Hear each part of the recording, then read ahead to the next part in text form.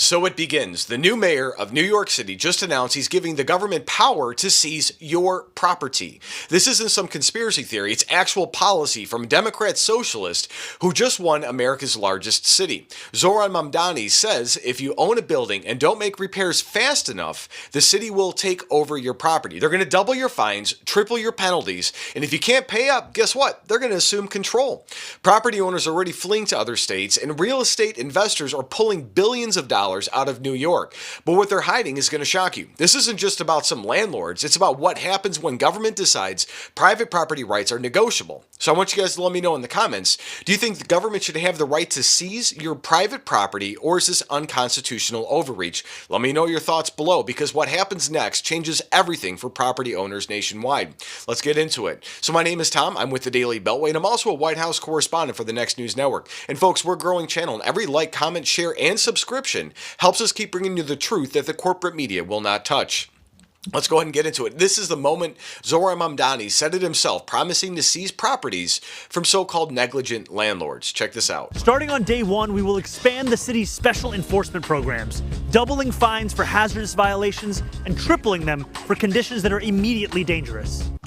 That sounds great on its front, but what did he campaign on? Socialism and taking over and making free things for everybody. And how do you do that? You take buildings over. You take over shopping centers. You take things over. Keep watching. And when a really bad landlord, like this guy, refuses to fix it, the city's going to step in, make the repairs, and send them the bill.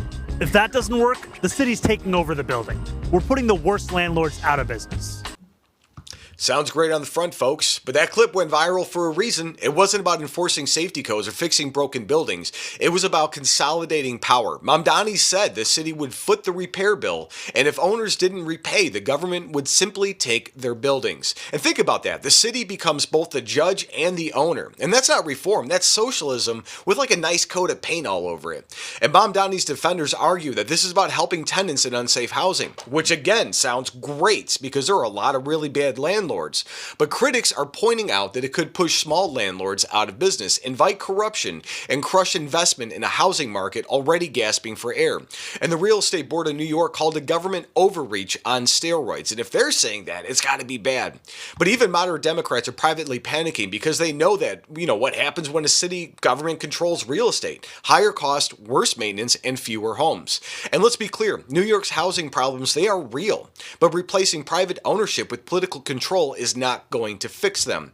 So what's next? Lawsuits, capital flight, and another chapter in the slow motion collapse of America's biggest blue cities? I want you guys to comment freedom first if you agree, or city control if you think this is the future of urban policy. And this is where everything changes. If this socialist experiment takes root in New York, you can bet progressive mayors in Chicago, Los Angeles, and Seattle, and everywhere else in the country where they're at, will be doing the same thing. So if you got value from this update, please tap subscribe. My opinion is next. This is how it begins, guys. This is how it starts. He campaigned on this. And this story isn't just about New York. It's about America's future. Property rights are the foundation of personal freedom. When the government decides who deserves to own property, liberty becomes a privilege, not a right. Look at Illinois and the Floyd cards. Our republic was built on ownership, responsibility, and free enterprise, not forced redistribution. Mamdani's plan doesn't solve housing. It's weaponizing it. And how many times if they don't do a payoff or they don't do something, and then the board just doesn't like the landlord, they just get rid of them.